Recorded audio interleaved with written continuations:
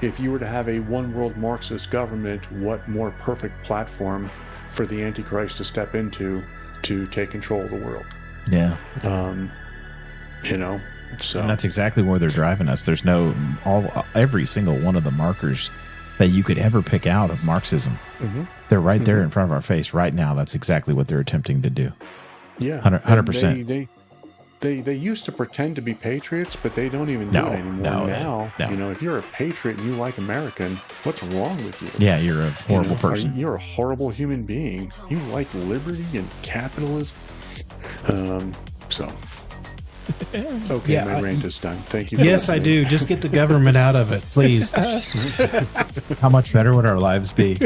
Just leave me be.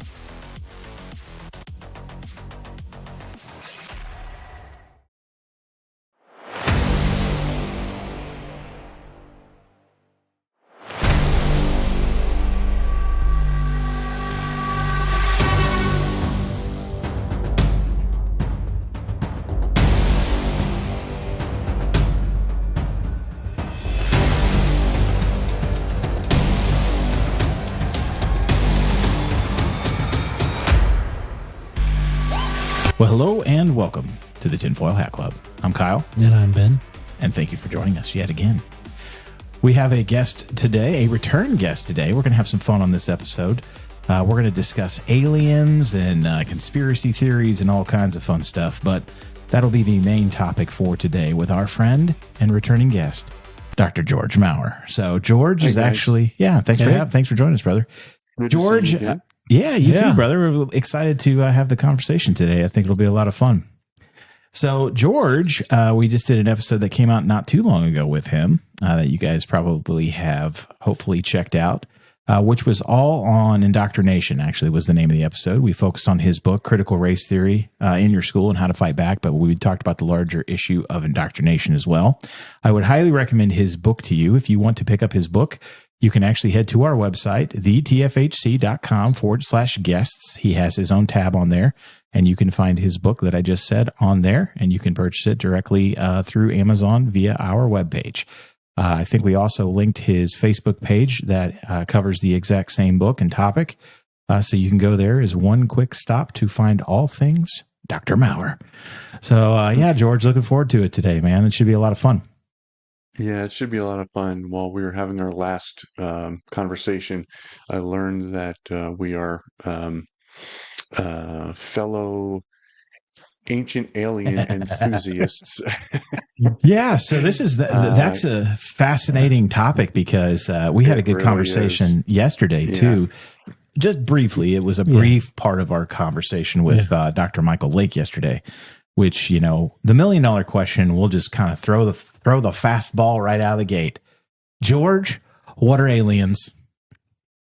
Well, I guess an alien would be an intelligent being that comes from a different planet. Intelligent. That comes from a different planet.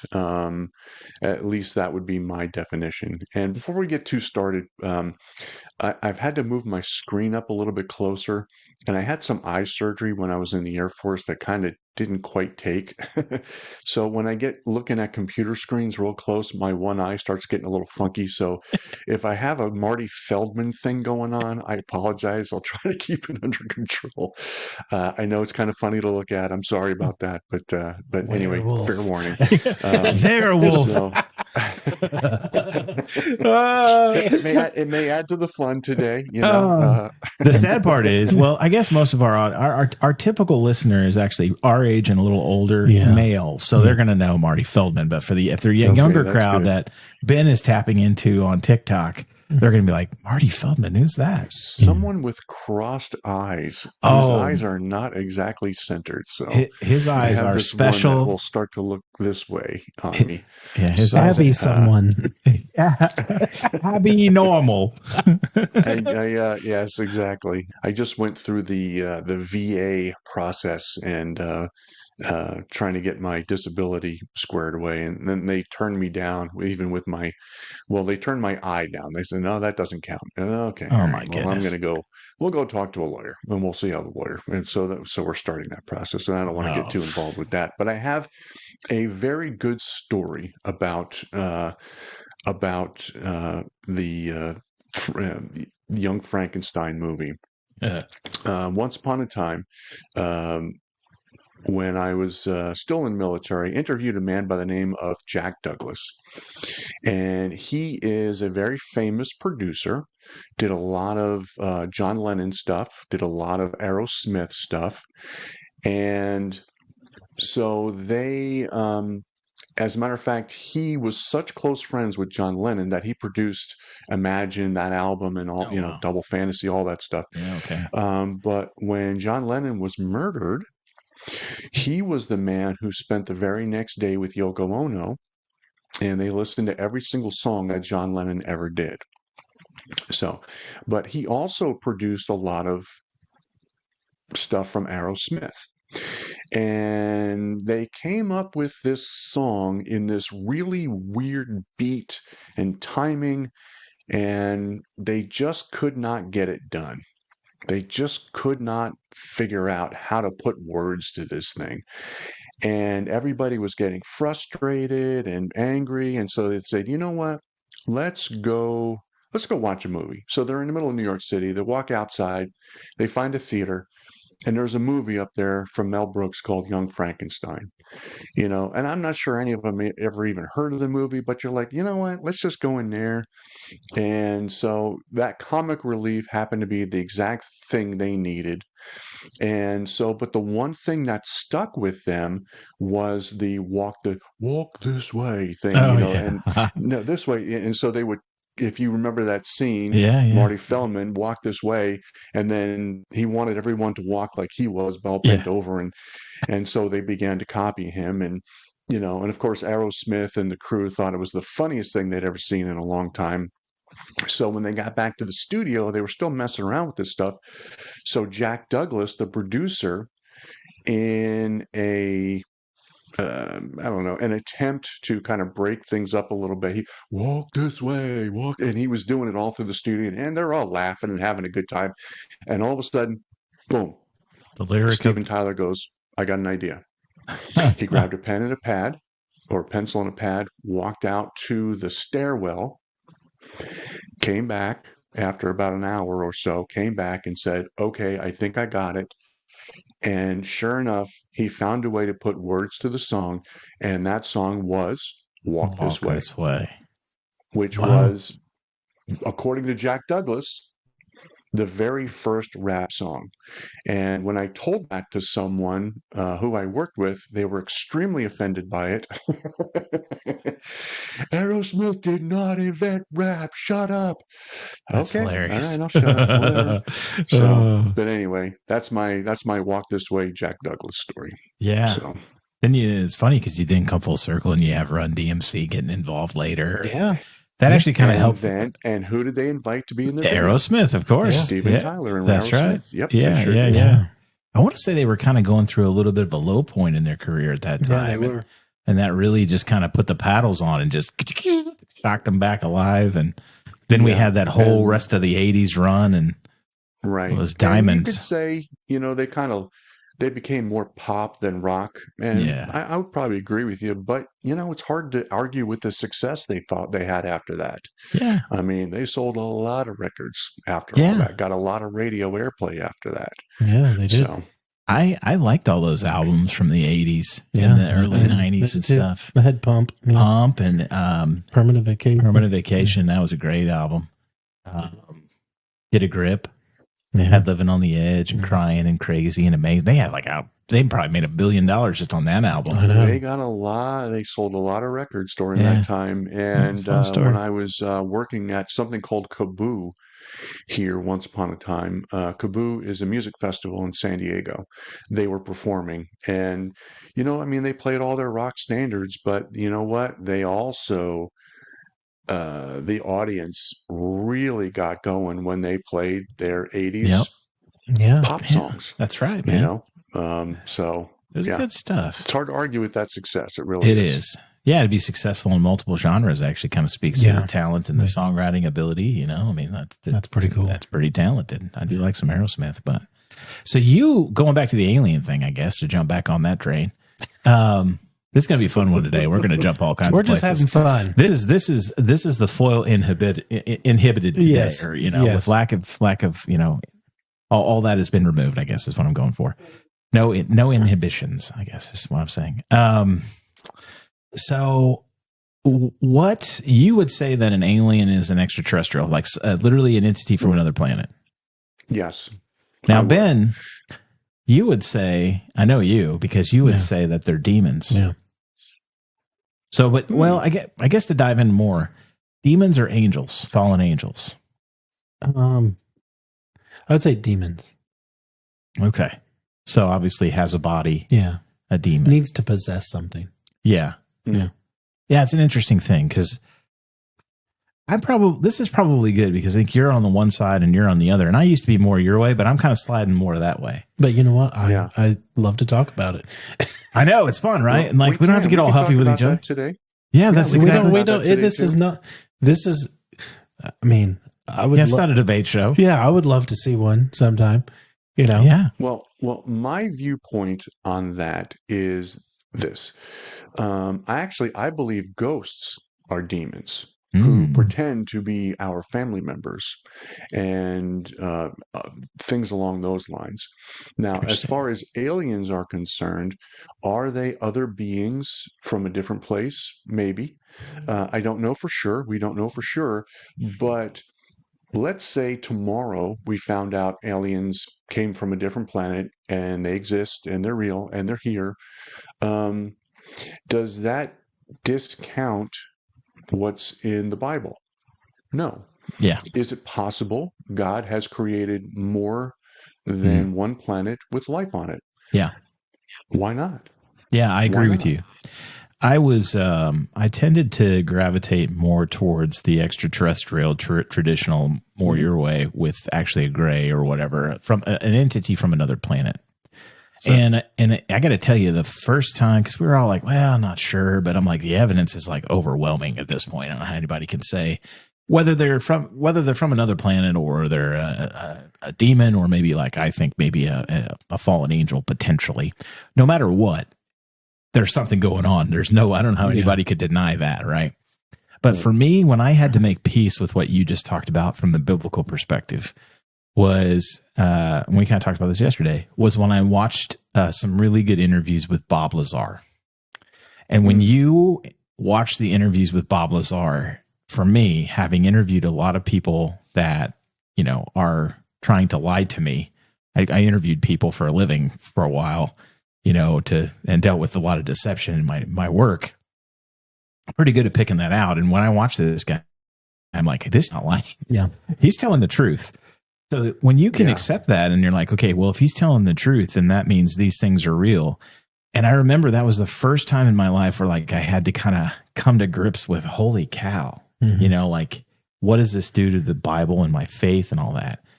And when you really look at what the Bible is, I think we misunderstand what the Bible is, but in the overarching spectrum and scheme, the Bible is the story of us, right? It's the story of humanity. It's not designed to talk about all of the other potential entities out there that God may have created. It's the story of our story, our fall, our trials, and our ultimate redemption back to God. And, so for somebody to say, well, if God wanted us to let us know about aliens, then he would have put it in the Bible. And I'm thinking to myself, I'm like, I don't know that that's necessarily true because that's not what the Bible is. There's a lot of things that aren't necessarily in the Bible, that we come to find out is reality. That's why we've started getting into the extra biblical texts, right? They're not necessarily in there. So, I don't think it's an earth shatterer. There's a book, I think it's the book of Enoch, maybe, that was left out of the Bible. But it's still in certain Bibles like Ethiopia. Yep, Ethiopia and Eritrea, the Tewahedo Jews. Their Bible is supposed to be the most complete and still includes the book of Enoch. And you can read it and look it up. And that had our biblical fathers doing all kinds of strange things, disappearing up into the clouds, having things come down from the sky. And a lot of people say this that was their experience with ancient aliens. I mean, I'm no scholar or anything, but I guess it was the King James version while they were creating that. I guess they decided, or somewhere along the line, someone decided that was not correct. We were not going to put that in the Bible. Um, and it wouldn't be the first time scholars, have been accused of censoring for the good of others, good of mankind, so to speak. So, You mean that's not a new thing? That doesn't happen anymore, right? No, never. No, that's huge for us because that's, the vast majority of what our show revolves around is that book. And then also the Book of Jubilees and some of the extra biblical texts. Because when I watch like Ancient Apocalypse, right? Because, the ancient astronaut theory, a lot of it is, what's the race that I'm thinking of? Anunnaki? Yeah, thank you. The Anunnaki actually came and seeded mankind and all this and that. And we didn't actually come from God. And it's so funny because when you look into the Anunnaki and you start digging into all of the commonalities between all of the different, religions, not just, Christianity, but different religions and different ethnic backgrounds and that go back really far. And they all have a lot of commonalities that go back to an Anunnaki style story. And what that is you had these race of beings that came down that had this advanced knowledge and they shared it with mankind. A lot of times you have them breeding with human women. And it's really just a retelling of the story of the Watchers that you're referring to in the Book of Enoch. That's exactly what that is. You have this race of Watcher angels. That was kind of their designation of angels that were sent down to try to help mankind. And instead of helping mankind, they decided to try to usurp God. And they had women. That's what we see in Genesis 6:4. They had intercourse with women, and then they gave birth to these giants, and they also gave us a bunch of knowledge we weren't supposed to have. And then off we go. And as mankind disperses out, in the Mesopotamian region over there, in the Fertile Crescent, where everybody pretty much agrees that everything kind of started, well, the story gets spread apart, and then we start to have other gods get in the mix, and off we go. So yeah, it's an interesting thing. We have the flood, which supposedly wiped all that out. Of course, the flood stories are in ancient texts from all over the world. So and everybody has one, and literally it is from all over the world. That's why some of the theories are on that are like a localized flood. I don't subscribe to a localized flood personally. I think it was a global flood. Are you leaning on like a localized or a global? Global, yeah. But how everybody says 6,000 years old, like the Earth, creationists. But really, if you go back, everything goes back to like the start of the flood. Like after the flood, everything's revitalized and starts to grow again. How long was it from whenever the beginning was to the flood? How many years? Yeah. I know. Yeah. That's a tricky question. Yeah. That's a tricky question. Yeah. I'm not someone who believes the earth is 7,000 or 6,000 years old. From some of the things that I've seen, I mean, it seems like men had a very advanced civilization for a long time, hundreds of thousands of years, maybe longer. I mean, who knows? There's just some of the pictures I'm going to share with everyone here in a little bit. I mean, these are the technology that was used to create some of the things that we're going to look at. But the other thing is, there's these artifacts, and we're not talking just a few. We're talking thousands, millions, maybe, and they're from every continent in the world. They're from everywhere, and so and it just. I think we know maybe 1% of our actual true history. And so, I mean, again, I'm no expert. I'm an amateur in all this. I just enjoy watching that show, Ancient Aliens and Ancient Prophecies and all these other things. And it's just like, It doesn't add up. Oh yeah, we created the pyramid without using the wheel. We didn't invent the wheel yet, but we created the pyramid ahead Yeah. of time Yeah. by using slaves. And I mean, come on, Yeah. come on. I mean, it just doesn't add up. And oh yeah, these troglodytes who didn't know what a wheel was, they placed the pyramids in a Oh, perfect Yeah. map of, what is it, Sirius? Orion's Of the belt. stars, Orion's belt. Thank you. And oh yeah, there's other pyramids all around the world and Exactly. other continents that are placed in those same exact positions. I mean, Yeah. come on, Yeah. and with granite like that, with these stones, maybe these stones were there for 6,000 years. Maybe they were there for 1,000,000 years. We don't know. You can't Yeah. DNA test a rock. Yeah. I mean, Just give it time. it,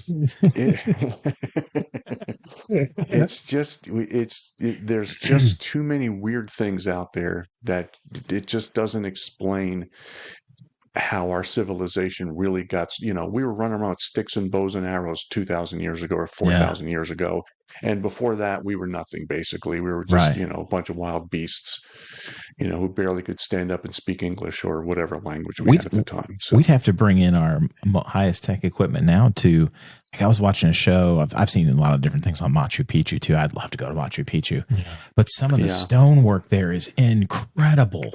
Like, they have these multiple ton stones that are literally so perfectly carved that they fit together with no mortar. You know what I think?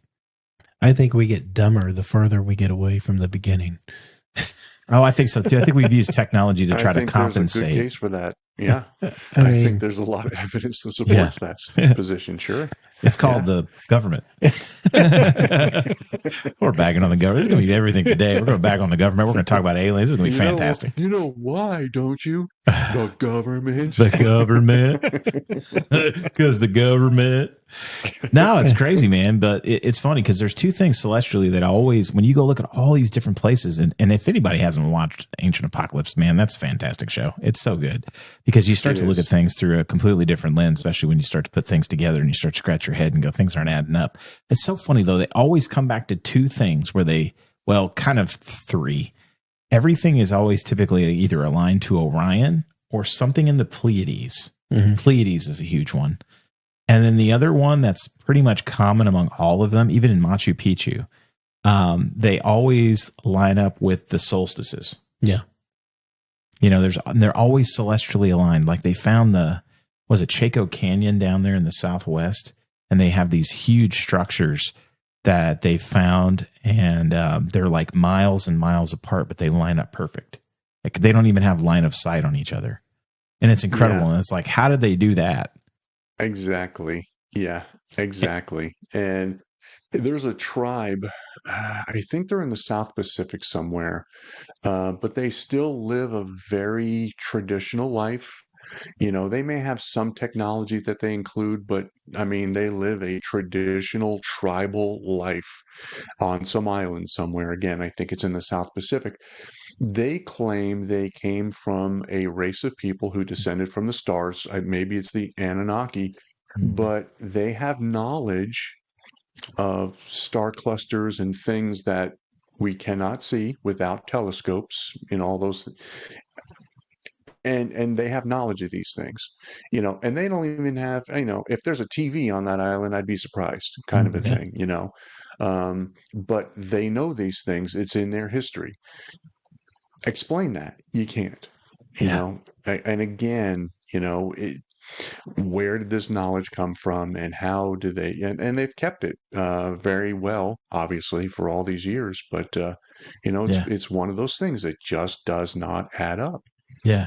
It's just like the Native Americans, here in America are like, no, that stuff was already there when we came around, and then probably down there, Easter Island, there's no way you can clearly see, like, even in Machu Picchu is a great example. You can see the difference between the architecture styles, right? You can see what they did compared to what was already there when they got there. And they are vastly different in quality, right? Like, what they did was good, but what was already there when they got there was unreal. Like, Yeah. and they try to tell you that they literally sat off to the side with like a couple stones, and they're banging on a bigger stone until it was just perfect. And I'm like, you're out of your mind. That would have literally taken thousands of years to do that. Or like, the pyramids. There's no way. There's no way. I've heard a lot of things on that too. Of like, I saw an interesting theory that they took all the water out.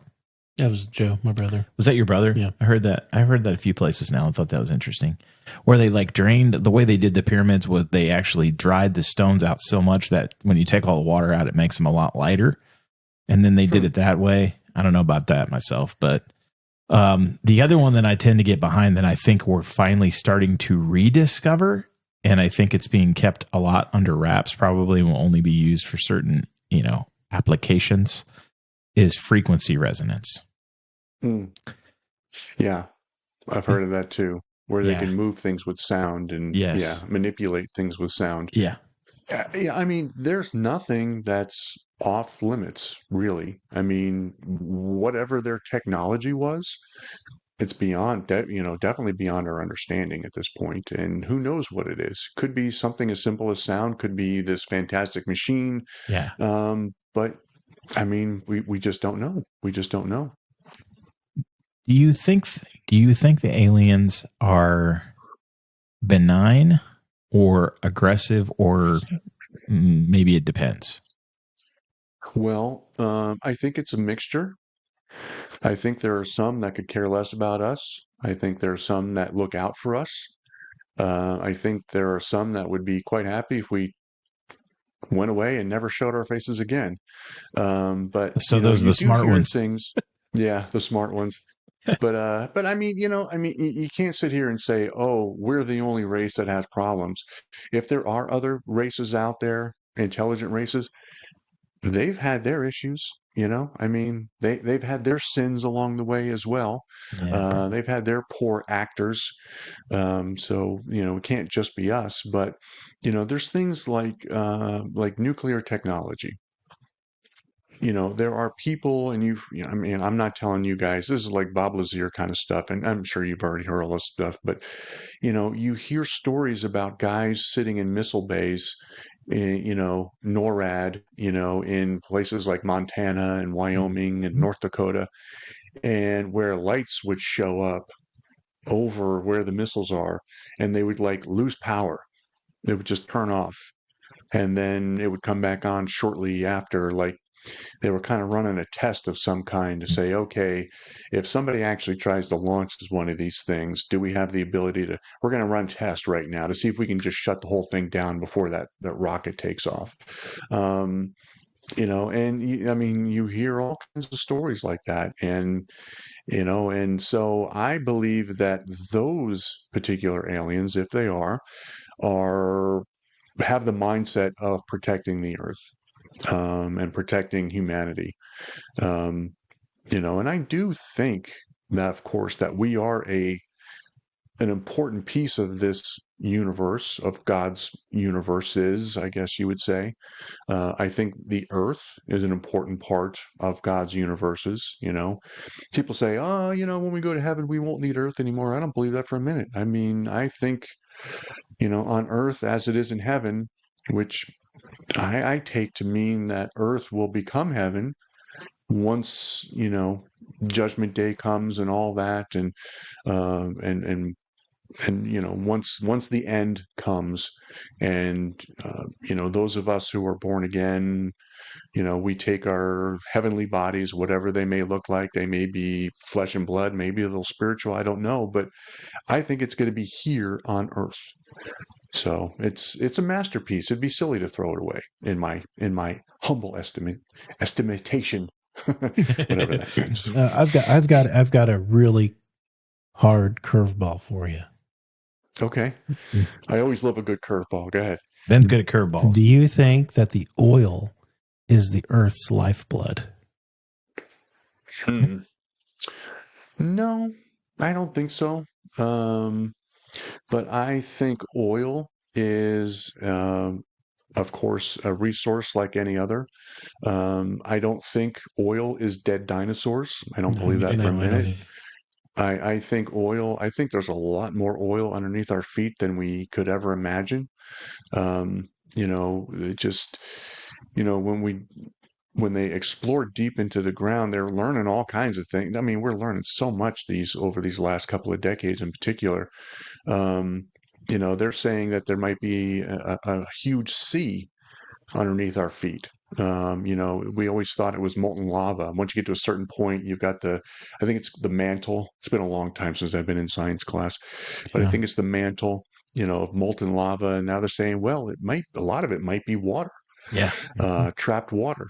And so, but I think there's a layer of oil down there that, we're not running out of gasoline anytime soon. No, Don't let that's anybody all. tell you differently. That's all propagandist crap. I just had to ask. No. Nope. What do you? I could be completely wrong. So, what do you think? I think it is. Yeah, what do you think? I think it is something to do. I think the Earth does create it, and I don't think it's dinosaurs. I think it is something that. Oh, you think the Earth is continuously creating it? Yes. Oh, interesting. Okay. Because in Revelation it says, "Don't touch the oil." Well, I'll have to go back and look. Yeah. What's the reference really? or what's the reference around it? It was It was during. I think when the release of the Four Horsemen. Oh. Mm-hmm. So we do love to fight over our oil. Yes, we do. That we do. Oh boy, do we! That's it. Yeah, I think the whole dinosaur thing has been pretty good, pretty well, for the most part of my mind. Because that would have to be a lot of dinosaurs. Yeah. Well, first of all, okay, fine. Nobody likes a global flood, right? But then they go Younger Dryas and they kind of get on the flood myth, so that. Okay, so how did all these magical dinosaurs wind up underneath the ocean floor? Yeah. That's my question. And I think that's a good question to ask somebody that thinks that. And I'm like, okay, explain that to me. Riddle me that, Batman. How do we have all of these gigantic reservoirs? I'm like, anybody wants to figure out if we have tons of oil underneath the ocean floor, just go back to the BP thing that we had happen in the Gulf, 20 years ago, where they leaked, however many million gallons out. How did that magically happen? And, they can't explain it. They just can't. There's no way. You're not going to be able to explain it. So what I think that this was a Rockefeller. Everybody seems to trace this back to Rockefeller invention to try to get a scarcity mindset to drive prices up. I've heard it's the second most abundant liquid on the planet other than water. Yeah. So, yeah, it's not I'd going say anywhere. that's probably a pretty good guess. And it sounds like a very Rockefeller thing to do. Yep. So, and we still perpetuate that today. So, go ahead. You have a question or something you want to say? Nope. Okay. I was just nodding in agreement. Oh, yeah. So, why? I guess one of my questions on the alien front is, what, in your estimation, you've been in the military. I guess let's start there. Before I go to that question, I had one that I did want to ask. And if you can't say or you don't want to say, just tell me that and we'll move on. Did you experience anything during your time in the military when it came to aliens? Yeah, no. I was a radio and television broadcaster. I mean, yeah. Now I was stationed on Kirtland Air Force Base, near Sandia National Laboratories, and some of those other labs that you hear about doing secret things. We did a little video work for them, but I mean nothing that was of note. Yeah. Nothing, they certainly didn't share any information with me, that's for sure. Yeah. Which was probably in their best interest anyway. So, I mean, not that I would have run out and started telling everybody, but sure. But it just I do know there's a lot of secret stuff going on that base. But again, you got to have you have to have a need to know that kind of stuff. And if you don't have the need to know and the right classification, and your standard classification for the military is secret. I mean, you got to go through a whole other level of a background check to get what's called a top secret, or TS. And then there's like a TS, SCI, secret compartmented information, I think it is. I'm not an intelligence guy, so I may be wrong about that. But, it's a whole it's a whole ball of wax that I never wanted to deal with. Because once you get that top secret clearance, then they start looking at all kinds of aspects of your life. They're looking at your finances. They're looking at who you're hanging out with. I mean, That's what they did they with go Gabe. into a depth study into your life that I would have not been willing to do, basically. Yeah, it's crazy. Yeah, his son just went through it. Yeah, my son was working for my brother, Okay. and the FBI interviewed me, so I had to answer questions for about an hour. Did you wear the Unabomber is my hero T-shirt? No, I did not. It was all over the phone. It was all over the phone. So Kaczynski for president T-shirt. No, it was. No, you left that in the dryer that day. Yeah, I did. Maybe QAnon rocks. One of Oh, those there you things, go. Yeah, Trump forever. Like, yeah, I'm sorry, we're gonna have to disqualify your son. No. It's like wearing your Fry 'em all T-shirt when you go to the jury selection. I think he might have worn his RFK Jr. shirt during the. Did he? Oh, that dude! Don't even get me started on that dude. Oh, what a snake! I sniffed him out months ago. What career field was your son getting into?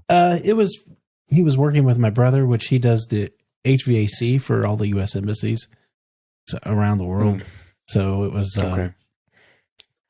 He was in Mexico City at the beginning of the year. Then he went to Uganda for 2.5, 3 months over there. So he just came home and he's been there twice. Yeah, he's been there twice. He's done. He can't. I don't want to. It was just a lot of stuff. So yeah. I think the biggest thing that you're driving at there is we don't realize how rich we are. It's funny how that's come up several times over the last few days. You know, we're just so wealthy. Even the poorest of us we're just so wealthy compared to other nations. And how poor and impoverished and hungry and just everything. And I think that really bothered me. Yeah, it did. Yeah, seeing all that firsthand. And I mean, I've had that experience in Iraq. I had that experience, but you know where else I had that experience was in the Philippines. Mm-hmm. You know, you think, oh, the Philippines has been an American thing, you know, for an American ally. I've had bases over there. They do pretty well. And there's a lot of them who do, but boy, some of the encampments that I saw people living in the Philippines were worse than the ones that I was visiting when I was in Baghdad and in Iraq.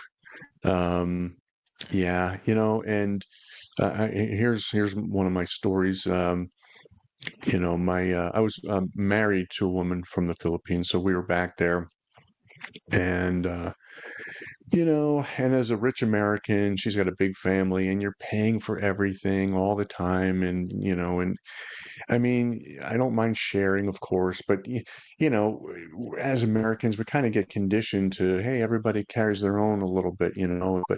But anyway, we were kind of doing this. I was just kind of being a selfish American. I was just kind of getting tired of paying for everything. And then this lady comes up to me, and I don't know, and she asked me for food. And normally I'm pretty, you know, I won't give people money, but I'll buy you lunch or something like that. But it just got on my last nerve, and I was like, and I think of Jesus in those moments. I was like, you know, and so I went inside of the store, like a 7-Eleven type store, and I grabbed 2 sandwiches, and I gave them to her, but I was not very polite about it. And so we went for a walk around the corner and came back. And then I saw this lady, very same lady, who was excited and clapping. And right next to her were 2 children, 2 and 3 years old, maybe, eating these sandwiches that I had just purchased. And it was probably the only thing they had to eat that day. Yeah. And I felt like, if you don't mind my language, I felt like such a dick at that moment. I really did. Yeah. I'm glad I gave her that sandwiches, but it makes me, again, what you just said, it makes me appreciate how good we have things here. And it helps me to share with others, to share my blessings with others. And I try to do that. I try to do that as often as I can. I try to be generous with others. And so that was one of the lessons I learned the hard way, I guess. Yeah. No, that's so sad and so true. I think we get conditioned here too when we encounter a lot of poverty. Here, it's not really, right? I'm just trying to get some money because I don't really want your food. I may have the sign up that says that, but I really want to just panhandle because I want to go buy drugs or alcohol or just free live, on someone else's good grace. And we get conditioned to that because we get fed up with it because it's so fake and it's not genuine. I keep bottles of water and granola bars in my car. And when that's a good idea. That's a good idea. Pelt them in the head with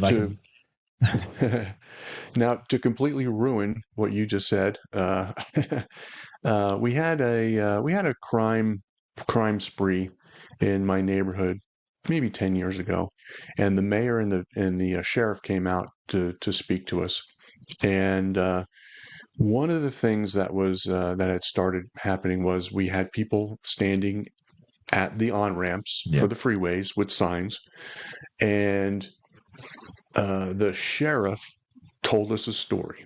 He goes, "Do not give those people money. Here's why." There was a college professor from Orange County, which is the next county over from where we're at. And he did a research paper. He was doing some research. So he came out and researched on panhandling in various cities around Southern California. And he found that where I live, Temecula happens to be the most generous place for panhandling in the area. And the panhandlers make on average $1,500 a day. Wow. Yes, you heard it right. And so what this college professor started doing was he would take a week of vacation before going on vacation. He would come out to Temecula, he would panhandle for a week, and use that money to take his family on vacation during his summer break. So there are different sides to that story. So I hope I didn't discourage anyone from sharing genuinely with someone who genuinely needs it. We don't want to do that. I get it because my story can say it too. Yeah, never give money. Always give water, granola bars, food. Offer to buy them lunch or something. Never give them money. Yeah. And keep granola bars at the handy to ninja star them in the head. No, we were called to help the needy, and it's tough sometimes because there are tons of genuine need out there, and you want to go work in a soup kitchen and you want to go help somebody. You go downtown, man. Just go downtown, any major downtown. You're going to find true, genuine need. Yeah, you don't have to look that hard, but the ones that are standing on the corners are not the ones. Yeah. So, and there are times though when they are the ones, but you got to make sure you give them the right thing. But what I do is I donate to my church, and you can designate where to give that money. And I designate that money to go to the local missionary that feeds the poor in my area, as opposed to upkeep of the building and all those. And I know that needs to be done too, but if I'm going to donate my money, I want it to go to, something specific like help feed the poor. And so that's where I put my money. So. Yeah. I wonder if the aliens are scooping up the homeless people. There's a lot of homeless people a lot of people go missing. Yeah. I don't know. There's a tremendous amount of missing persons. Yeah. In this country and in this world. And it's just curious. It's like, where do these people go? So I don't know. That's a kind of weird throw it out there question, but that's a whole other thing that maybe we don't want to dig into too deep here today. But would that require a top secret compartmentalized clearance? Well, no, it's just let's just say there are people out there who say that the missing are used by certain groups for certain things, which are not good. Yeah. We did a show on trafficking. They're disposed of. They're disposed of when They're Yes. done. Yeah. So that's a heavy subject, and Yeah, it sure is.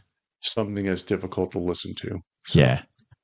We did a show with a lady by the name of Tracy McDaniel, who was just very generous with her time, and it was it's a tough one. That was a tough, much needed to open some eyes, but it's a tough conversation, and more prevalent than we ever want to imagine.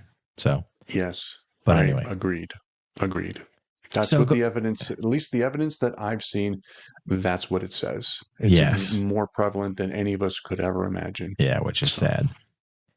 So, going back to aliens. This has been a fun. This is foil on the fly, baby. We're pinballing this bad boy everywhere. And for those of you, I should have given this disclaimer. We're only halfway in now. But if you're listening to this, you might want to go watch. So go to our website, thetfhc.com, and then you can go click on shows. And you might want to watch this one because we are going to have some visual aids here that George is going to share with us here in just a second. But I have one more question before we get into that. And it's this. All of us are relatively the same age. And I think we can all remember, the three of us, when we were kids, it was amazing because we started off and Area 51 was a myth. You guys are a bunch of lunatics. You're a bunch of UFO conspiracy theorists. Right. It doesn't exist. There's no such place. You're a bunch of Looney Tunes. And now fast forward, to us being, the age we are. And all of a sudden, long ago, we surpassed we've got it. So what? And now it's not only that, we have these secret facilities inside of there. We've got other facilities. And the other thing that kind of coming out from the Navy. Yeah. So I'm getting there, right? Because now we've kind of turned over this next leaf, right? So we started off with just denial about any of this. Meanwhile, while they're denying all this, we now know in hindsight, they had all these secret programs while they're digging into things, Project Blue Book and all kinds of other stuff. Right. But now we've kind of turned over this new leaf of not only are we not denying these things, we're basically confirming these things. Now, we're not saying they're aliens, but we're saying that they're not us and we don't know who they belong to. Why do you think they're doing that? Well, my simple answer is because we are run by a group of cowards. You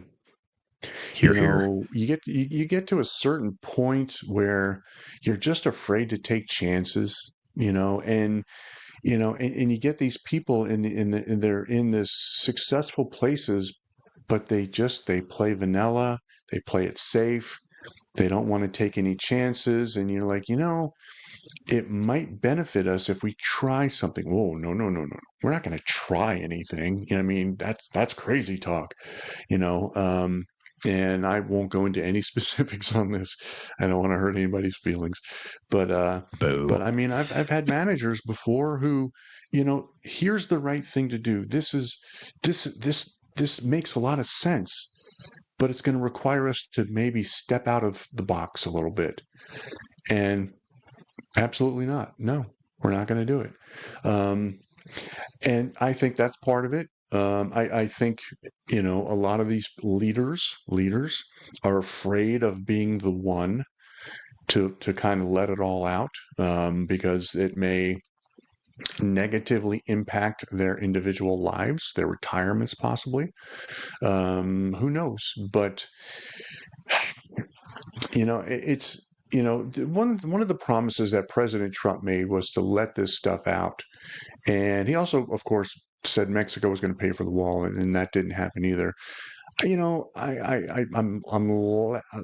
If Mexico never pays for the wall, I won't like it, but I'll accept it. But I really wanted him to release this information. I really wanted him to confirm these other lives, extraterrestrial lives, something. I mean, it's just the evidence is out there. It's plain to see. Just say yeah. Just say yeah. Now, I believe that Navy video came out. Did it come out under President Obama or did it come out under Trump? I think it came out under Trump. Or did it come out under Biden? No, I think it came out on Trump. Okay. I think so.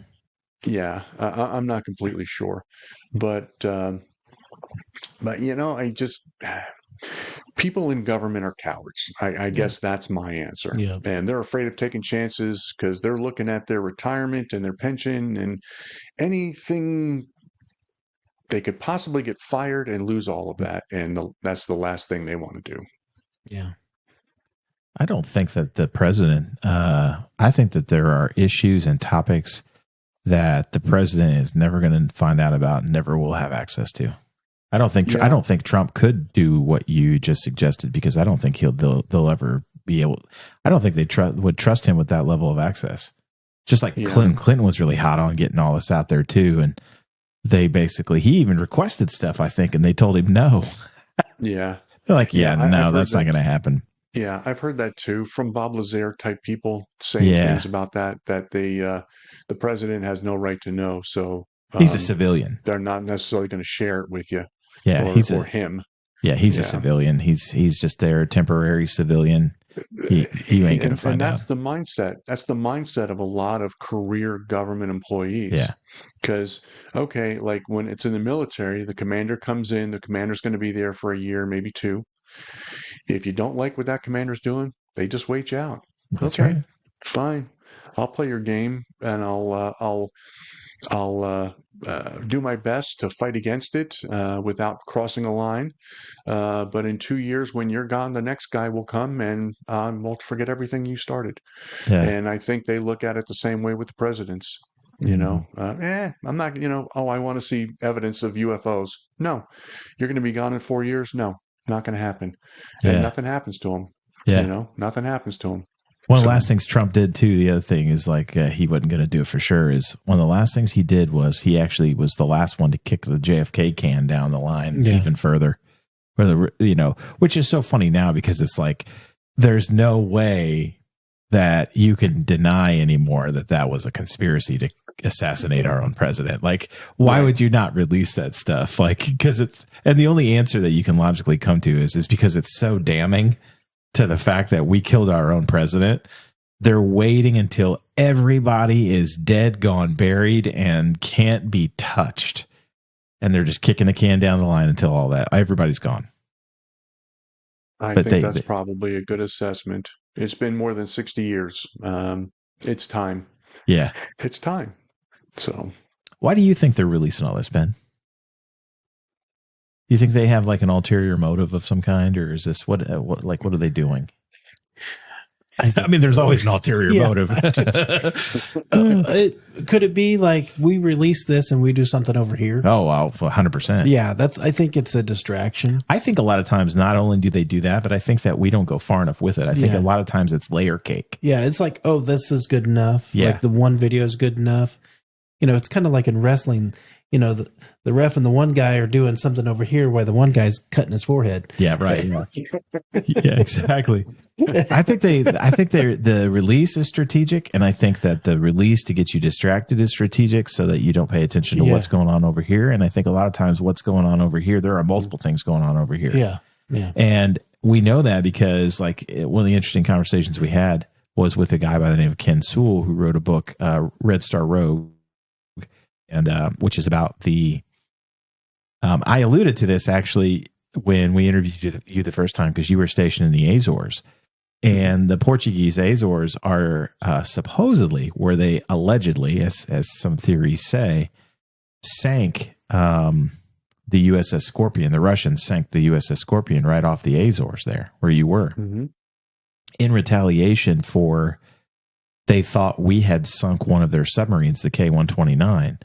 And come to find out, the K-129 was actually deliberately scuttled. What it looks like was deliberately scuttled by its own crew, because the KGB had snuck people on board the boat with the intent of actually nuking Hawaii and making it look like it was China.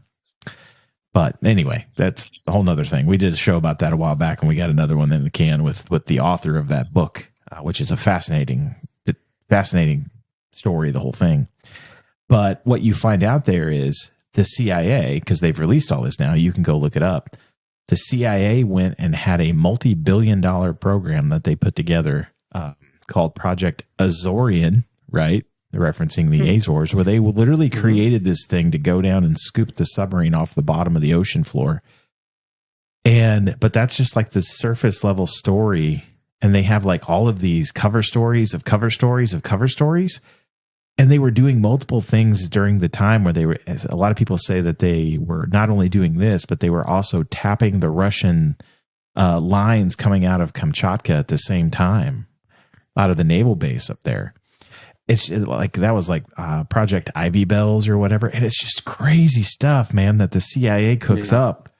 And it's like, so what are they doing? That's like, when I say it's layer cake, that's kind of what I'm referring to, is like they do so many different things on so many different levels. It's just unbelievable. Yeah. Agreed. Yeah. It is kind of crazy. The Cold War, I when I joined the Air Force, it was on the tail end of the Cold War. And I never realized how hot the Cold War was until I got to my first duty station, Elmendorf Air Force Base. And was walking into the base exchange, as they say, which is basically the target for the service members. And I was walking in the store, and they have a base newspaper, and it said, Bear bomber intercepts this month, 3. I was like, what? I was like, what was this? And my boss, who was with me at the time, was like, oh yeah, we intercept Bear bombers off the coast all the time. And so I was working at something called the Alaskan Forces Radio Network, and we broadcast to various sites out, Galena, Shimia, King Salmon, which were basically sites where they just had like 2 F-15s sitting there, and I believe they were, all done up and ready to go. All the missiles were on them. They were full of fuel. And if a Bear bomber started coming over, they basically fired it up, launched and intercepted it and took it out. And they always ended the thing, no time did the Soviet bomber enter American airspace. That was always like the last sentence of the story. Yeah, right. But so what Sleep they, well, kiddies. and what these bombers would do is they would just kind of do these little patterns, and then all of a sudden they would just take like a right turn and just balls out, go see how far they could get into Alaskan airspace. And then the 15s would launch, and then they would intercept them and then turn them around and escort them out of the area. And so, it used to happen 5-6 times a month sometimes. Every month for 50 years more. That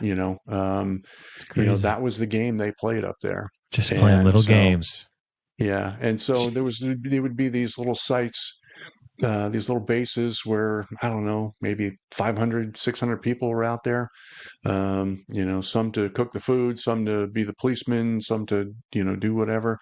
But they were there to support these pilots who would do these rotations, and they would go out there for however long, a week maybe, and it would be their job to just be ready to hop into that airplane and launch it as quickly as possible.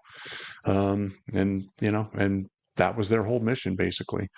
And there were sites all across the whole state where they did that kind of stuff.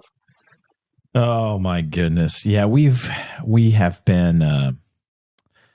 been closer to the brink of annihilation more times than we could count. That story that I just shared with you, and the one that you just shared too, it's the things that the Russian submarine captains and the American submarine captains would do to each other, and the bomber crews and the fighter crews. And like, it's amazing that we didn't wind up getting in a full out fight. And, because it only takes one little spark, right? And then kapoof. Mm-hmm. Yeah. Do you think the aliens would have stopped that?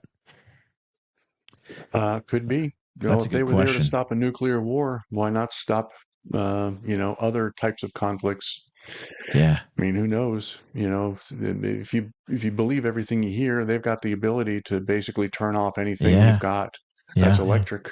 They use electricity. So yeah, that's kind of what you alluded to. Like, there's been multiple earlier in the show, you alluded to it multiple times where they have been over some kind of missile base, not just here, but around the world, and just basically took over the system, either for countdown or shut down a test that was being run or whatever.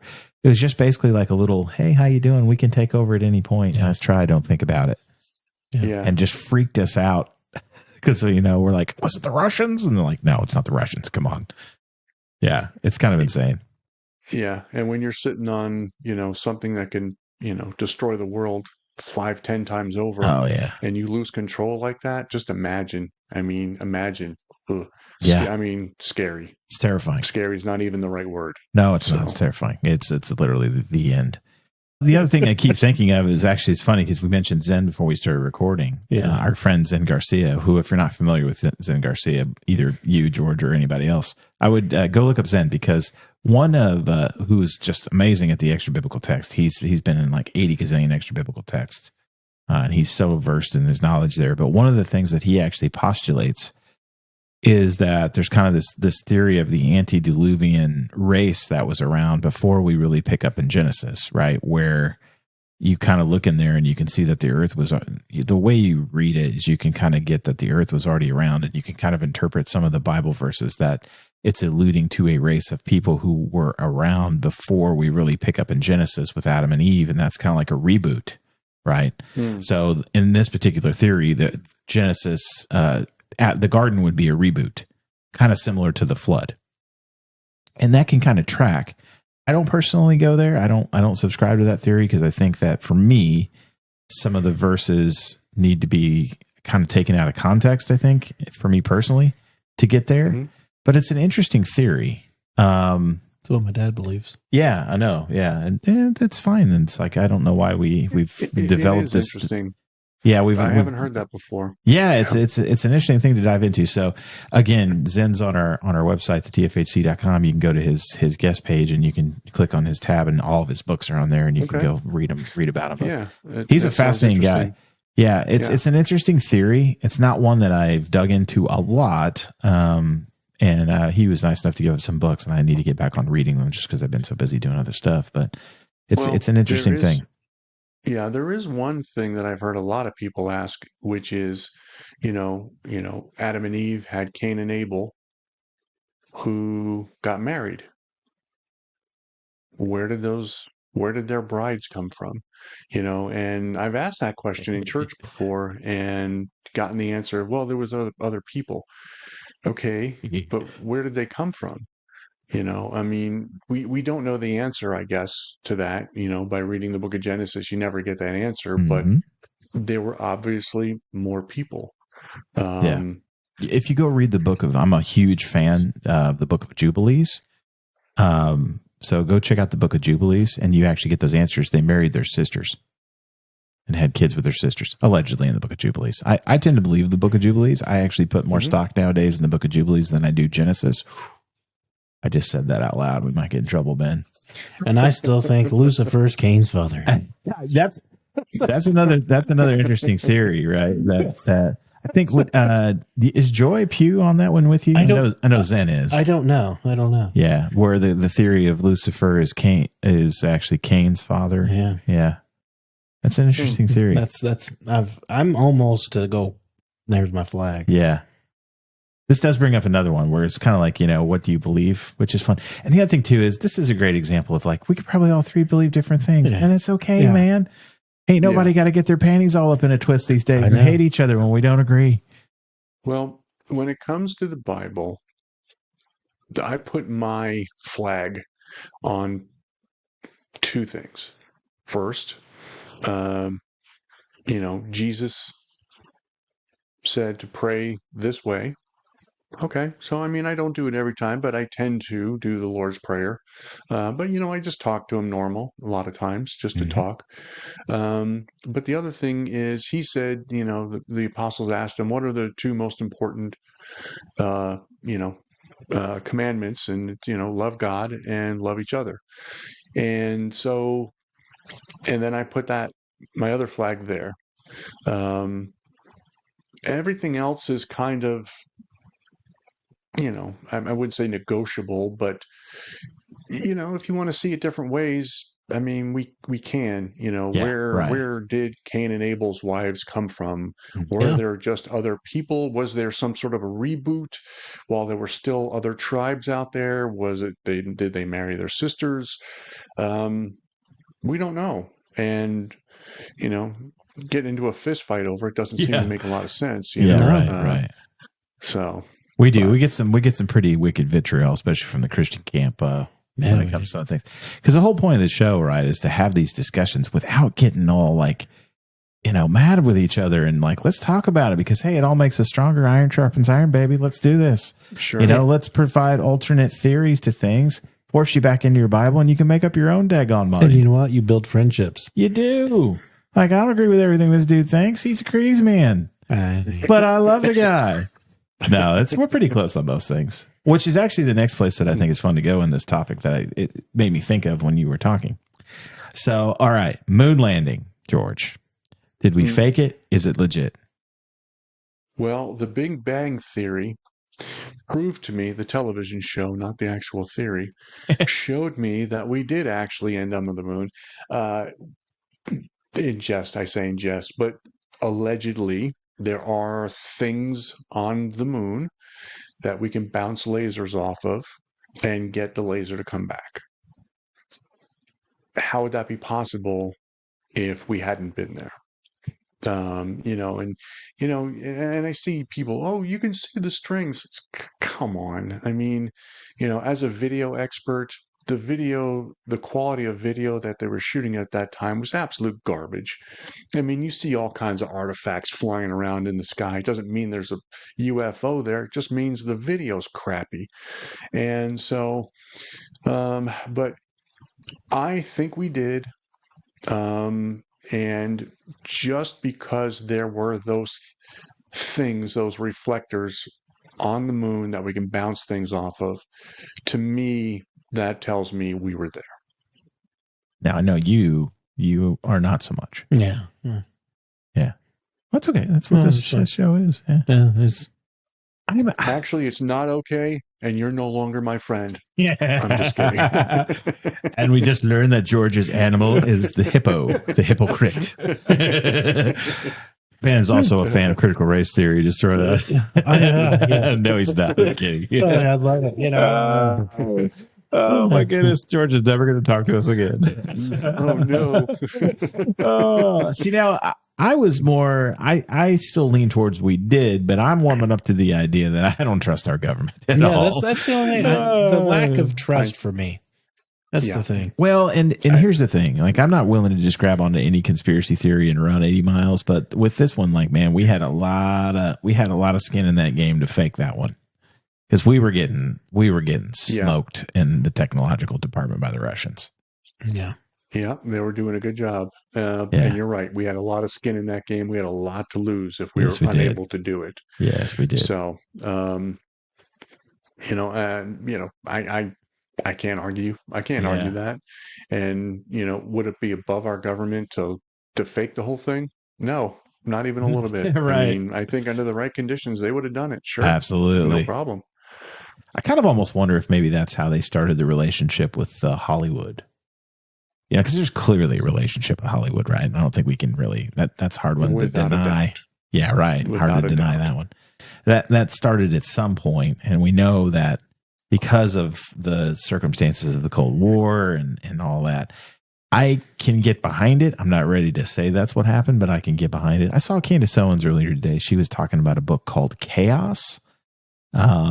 That I guess I am listening to that right now. Are you really? As a matter of fact, yes. Interesting. I've only gotten through the first 10%-ish, maybe 20%.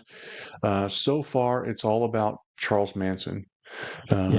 So I haven't gotten on to anything other than that. So, but I've got it here on my my phone. I listen to books now. I don't read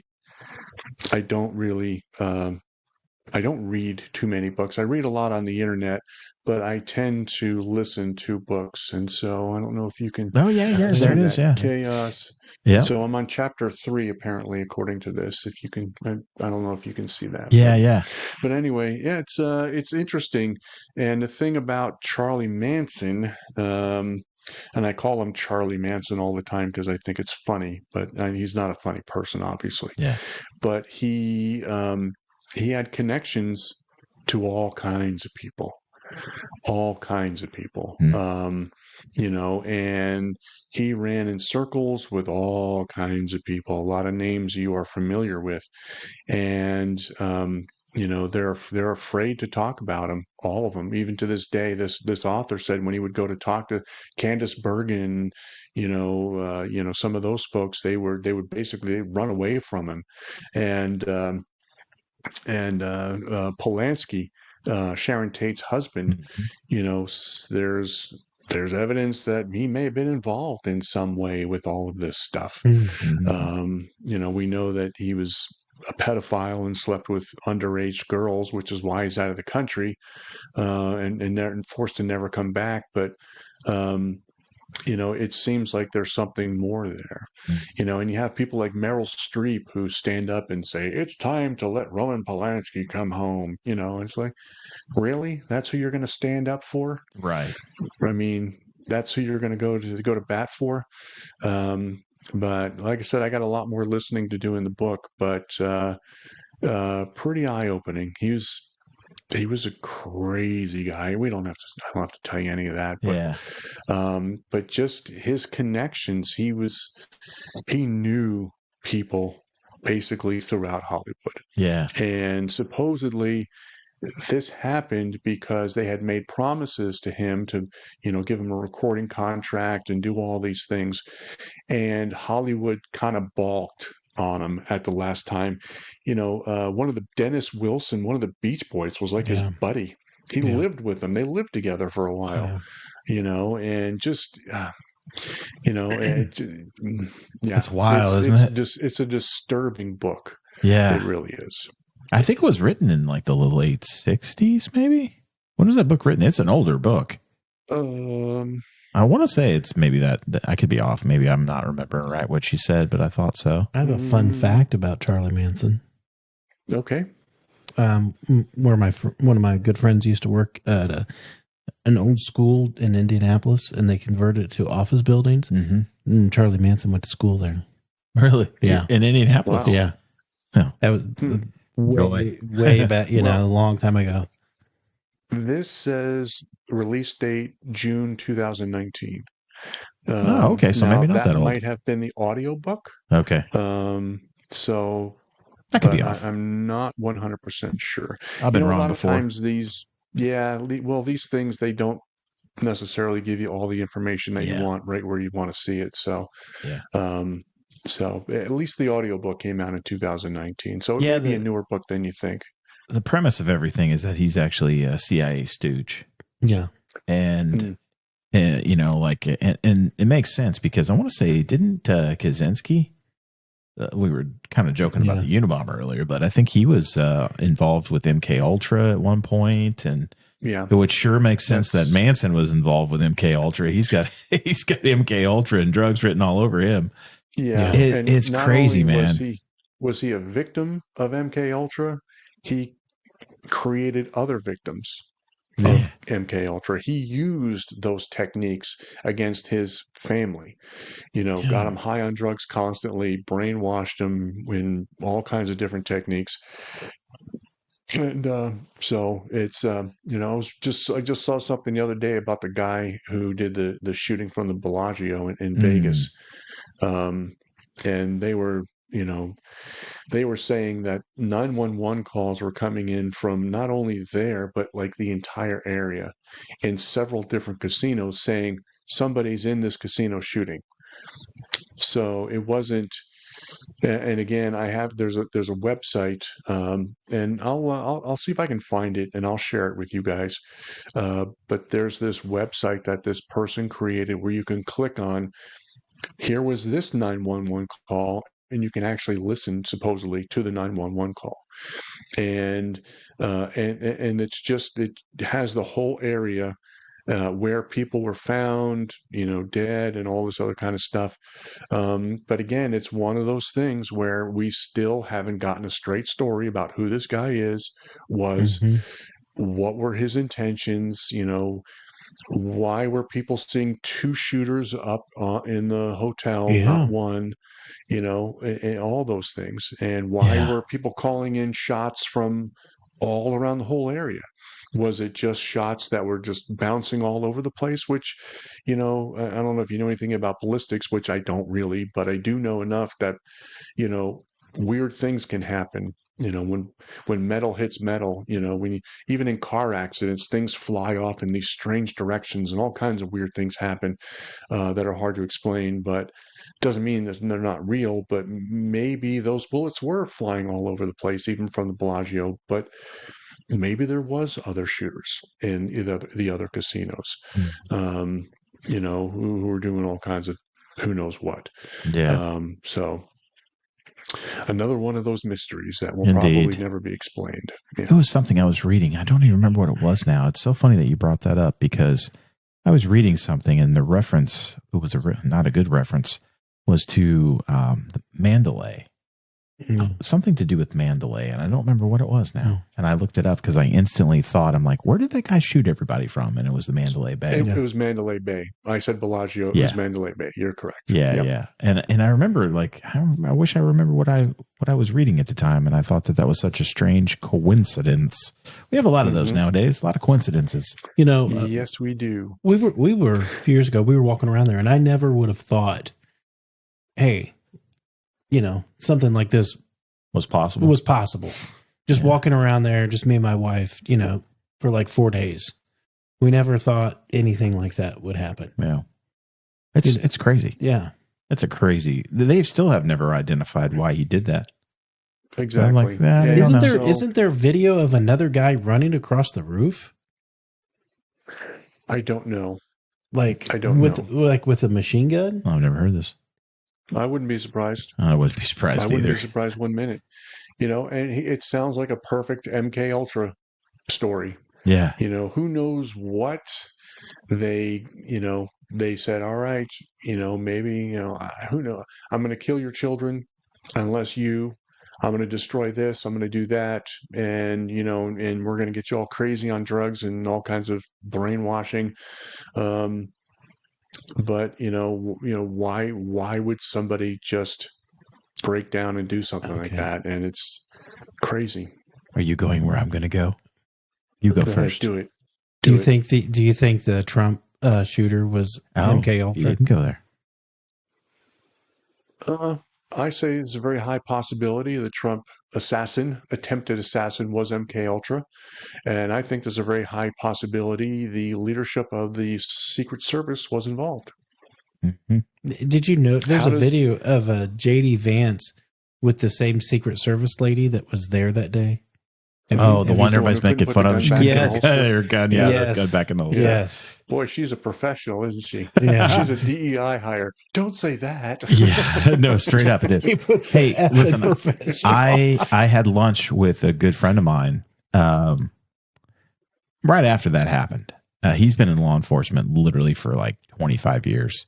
He said to me, he goes, Kyle, any law enforcement officer worth their weight, that is muscle memory. You train that. You should be training that multiple times a day. Yeah.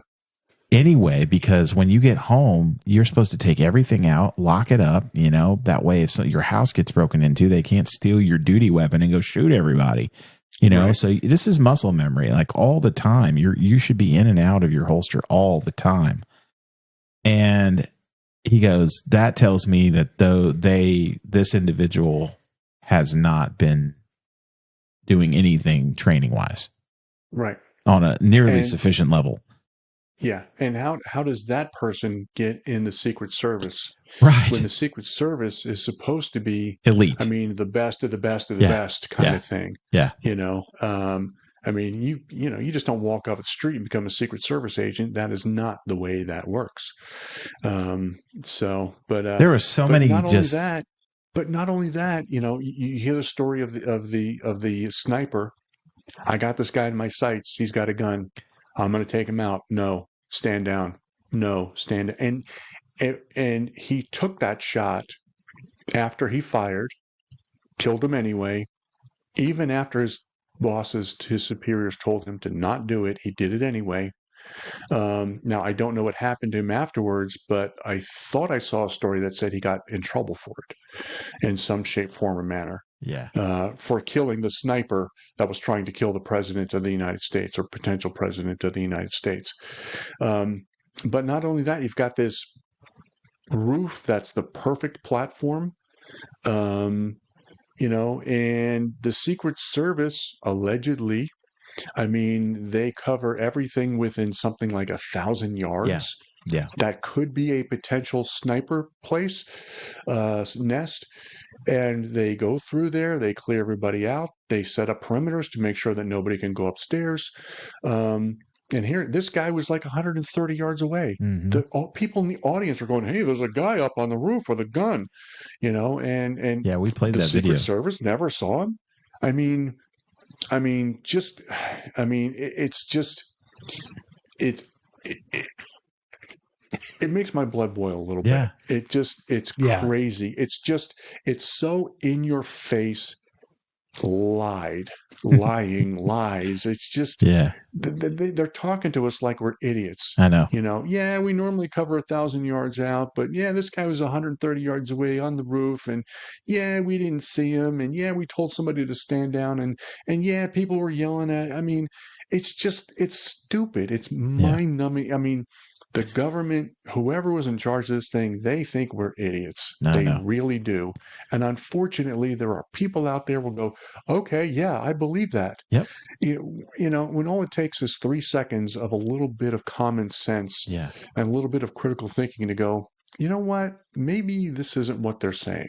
Exactly. Maybe this doesn't add up. Yeah. And it sure would be nice if we had more Americans that would do things like that. Amen. Yeah. Yeah. We did a show on this that called Assassination Games. It's been a few shows back now, but we talked about that, the insanity, and we didn't even know at the time, because this came out after we did that show, Ben. Yeah. That wasn't even a Secret Service snipers team that was on the roof. That was like state police, I want to say, because the Secret Service came out. This was the kicker for me. I'm like, you got to be kidding me.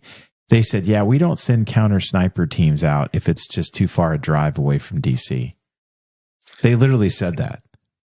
So that wasn't even the Secret Service that was on top of the roof on the sniping position, on the sniper rifle.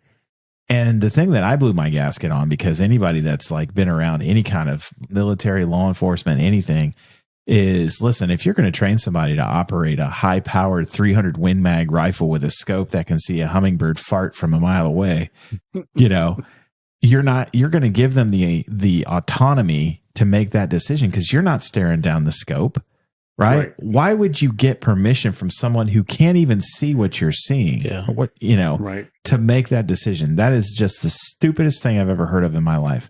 That's all the smells version of rules. Yes. Yeah, right. Yes. Is this critical sniper theory? Yes, it CST. Oh my god! The whole thing smells to high. You know what? It's just it reeks. It's garbage. But anyway, what were you going to ask? I don't even remember now. No, I don't. I don't even remember what we were talking about before. It's been a long day. I don't remember. It was a fun rant, though. Yeah, it was. We all see it. At the end of the day, and I guess to kind of wrap things up for the day, this is all crazy. We all see that, whether it doesn't really matter either, whether we're talking about the assassination stuff or CRT or the diversity garbage or aliens. It's all just, they're lying to us at every single turn. Like, if you turn on that television and you watch any of this and you listen, they're lying to you. Yeah. You listen to anything they tell you, they're lying to you.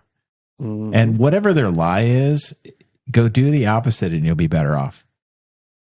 One of the ones that, I guess, the final rant for the day, I got to get it out there. It's been a long day, like I said, so thanks for putting up with me. But Yahoo, I have dialed into Yahoo has become like the craziest propagandist platform out there. It is ridiculous. The propaganda garbage that comes out of Yahoo. My favorite the other day was that Trump wanted to give, what was it? Stop property taxes or something like that? Or income. Yeah, it was some kind of tax, right? And it was going to give all of us a bunch of our money back. And the article was literally like the bad things that this will cause. Oh yeah, I've seen that. And we put it up on our group page. So go to our Facebook, fans group and join that, please. But it's insane because it was like they're literally trying to condition you to like, it's like abuser mentality, right? It's like gaslight abuser mentality of like, if we let you have more of your own money, here's how you'll destroy yourself. So we can't do that.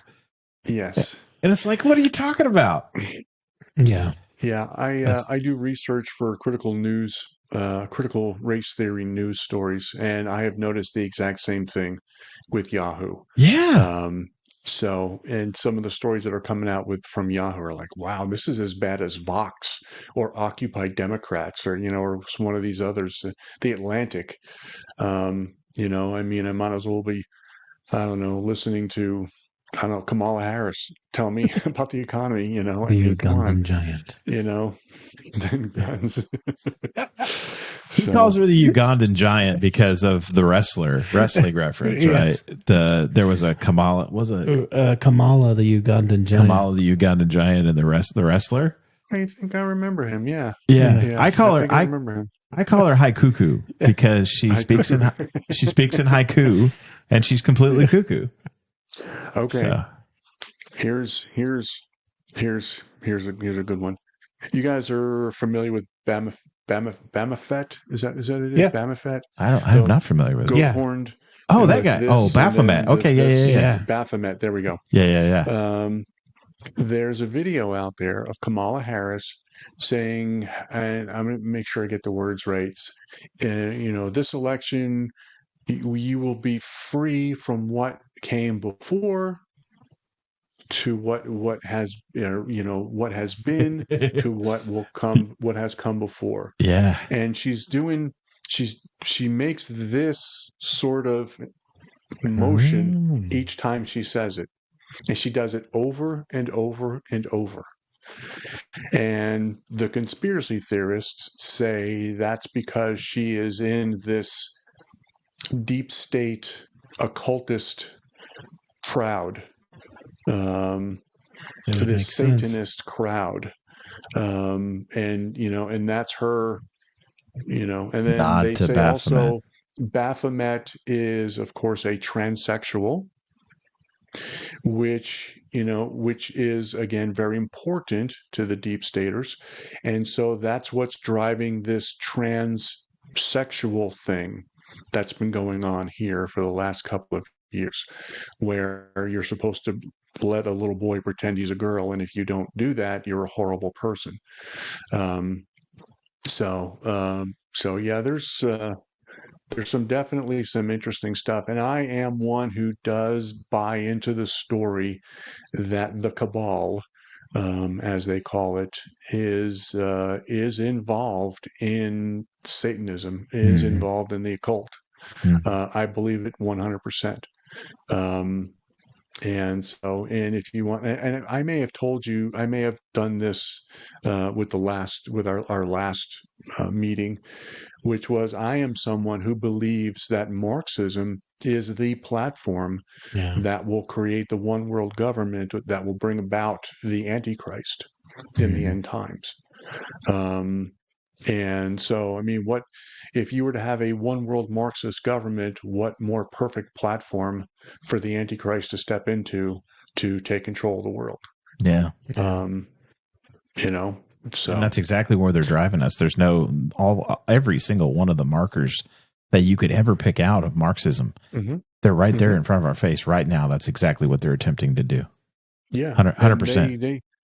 They used to pretend to be patriots, but they don't even do it anymore. Now, if you're a patriot and you like American, what's wrong with you? Yeah, you're a horrible person. You're a horrible human being. You like liberty and capitalism. Okay, my rant is done. Thank you. Yes, I do. Just get the government out of it, please. How much better would our lives be? Just leave me be. Oh my goodness. Well, George, thanks so much, man. It's always good talking to you. And I know we went a lot of places today, but it's good, man. It's good to get it out there. These are all sentiments that I know people are thinking about and have thought about too. And it's a good conversation. So, brother, thanks for carving out some time with us. I had a wonderful time. Thank you very much. And, invite me back. We will, bro. We will. To have another one of these conversations. I always enjoy talking to you guys. So yeah, man. Yeah. Appreciate it, bro. Thanks a lot. Thank you. All right.